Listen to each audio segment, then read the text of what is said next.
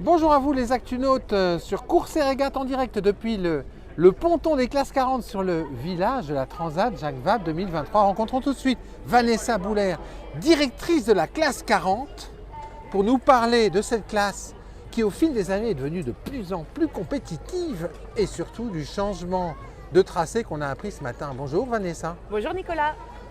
Oh, ils sont beaux, hein, ces classes 40 alignées à 24 heures du départ de la course. Hein. Ah bah oui, ça nous fait une belle flotte là. C'est presque un record, non? Quelque part. Alors le record c'était il y a 2 ans, ils étaient 45, donc Ouais. un de plus. Mais donc on y est presque effectivement. On y est presque. La classe 40, c'est une classe qui au fil des années est devenue de plus en plus performante en fait. Hein. Alors, C'est les incroyable les évolutions. Effectivement, les bateaux ont bien évolué parce que l'année prochaine, la classe va fêter ses 20 ans. Ouais. 20 ans, 201, classe 40 de numéroté. Alors la numérotation elle est importante sur les classes 40 parce que le 201 c'est le 201e bateau construit. Donc quand on voit le numéro 1 et 201e, Exactement. c'est pas la même chose. Ah, hein. c'est effectivement Ah, les non. bateaux évolués. Il y a 20 ans, c'était plutôt des bateaux course-croisière, mais Ouais. qui étaient encore équipés de cuisine, de choses comme ça. Oh là. Et au fil du temps, Mon ça Dieu. s'est épuré. C'est rigolo parce que le bateau numéro 1 a d'ailleurs participé aux 2 dernières Transat Jacques Vabre. Ils ne sont pas là cette année, mais ils étaient Ouais. là avant. Et effectivement, c'est des bateaux qui ont sacrément évolué, et particulièrement les dernières années avec l'arrivée des bateaux avec un airon, les Ouais. SCO, comme on dit. Les SCO, ouais. Les lifts V1, V2, V3, enfin tout ça. Les c'est lifts, incroyable. les Mac, les Musa, Ouais. les Pogo, ouais, tous les architectes se sont mis au Néron. 600 000, ouais. ça change en fait, hein, ça permet de gagner en performance hein, sur certaines allures. C'est exactement ça. Ça permet de gagner en performance, particulièrement quand ils ont du vent arrière ou du vent de travers, comme on dit. Ah oui, parce que le bateau enfourne moins, il rebondit. Exactement. Et donc il gagne passent de la plus vitesse. facilement les vagues. Ils Oui. enfournent moins, donc ils vont un peu plus vite. Ils vont un peu plus vite.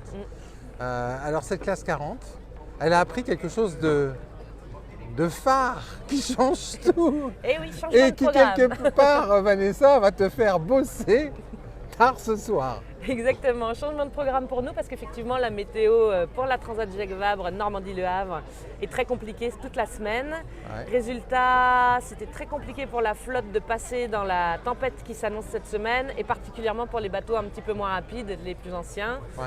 Donc l'organisation a pris une décision, une très bonne décision, c'est de dire on part demain en même temps que les autres catégories de bateaux, mais nous on va direction l'Orient. Ah, On met les bateaux, charmant, tout à fait, on met les bateaux et les marins à l'abri de la tempête. en sécurité. Et une fois que le gros du vent et de la mer est passé, on repart direction Fort-de-France. Et ça, on ne sait pas encore quand. On ne sait pas quand.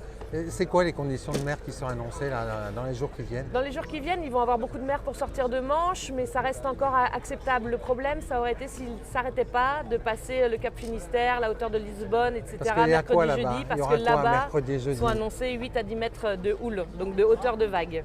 Oula. Et ça, c'est énorme. Plus par-dessus 30 à 40 nœuds de vent.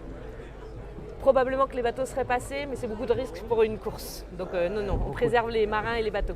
Ouais, beaucoup de risques pris Beaucoup de- inutilement. En fait. Exactement. Ça reste une course. Le but, c'est pas ni de casser les bateaux, ni de perdre des marins. Donc Ouais, parce la que- sécurité avant tout. Ouais, parce qu'un classe 40, c'est gros, mais c'est petit aussi. Mais 12 mètres, c'est gros pour un bateau, pour un plaisancier, Eh oui. mais ça reste un plus petit bateau pour la course, bien qu'il en existe beaucoup de plus petits. Ouais. Mais effectivement, et puis nous, on est une classe moitié professionnelle, moitié amateur, donc Eh tout le oui. monde n'a pas forcément l'expérience de traverser ce genre de choses. Oui, alors amateur justement, dans la flotte, la flottille qui s'élance, il y a la proportion entre les professionnels et les amateurs. À peu La près. frontière est un peu floue, mais en gros, c'est un tiers d'amateurs pour 2 tiers de professionnels. C'est beau quand même. Ah ben oui, c'est super. Ça fait plaisir de voir les gens rêver, d'être heureux de pouvoir être au départ d'une transat comme celle-là. Avec les plus grands skippers Exactement, du et ils le plateau. disent eux-mêmes. Ah mais c'est super, il y a Vincent Rioux qui est venu me voir. Ah mais j'ai croisé machin qui est venu voir le bateau. Et en fait, c'est ce plaisir-là aussi de les accompagner sur ce genre de projet. C'est vraiment chouette. Qu'est-ce que ça va impliquer pour toi, directrice de la classe, ce changement de route et cette escale à Lorient? Concrètement là. Concrètement, ça Parce que modifie- tu m'as dit avant l'interview, oh, je suis hyper speed. Oui, ça modifie mon programme personnel parce qu'au lieu de rentrer au bureau au Sable d'Olonne, eh ben, on va aller direction Lorient pour accueillir les bateaux et puis organiser le départ de la 2e étape. Ouais. Et puis ça modifie aussi certaines règles parce que quand les bateaux partent en course, ils doivent emmener une quantité d'eau maximum, ils doivent emmener de la nourriture, ils ont des objets de sécurité qui sont scellés pour être sûr qu'ils ne les bougent pas. Donc là, partir pour 36-48 heures de course ou C'est partir pas pour 3 pareil. semaines, c'est pas la même chose. Donc avec D'où l'explication des gens qui vidaient. exactement. Donc on qui travaille vidaient avec les bidons. les arbitres de la Fédération française de voile pour écrire les règles pour cette nouveau format de course. Nouveau format de course. Ouais. Bon, je vais te laisser retourner au boulot parce que là, je crois que cette Il y a interview, de quoi c'était la faire. pause. Hein. Oui, exactement, c'est bon. ça. Merci. Merci. C'est un côté relaxant d'être sur course Vous et êtes sur régate. ton ton au moins. Voilà, merci. Merci beaucoup.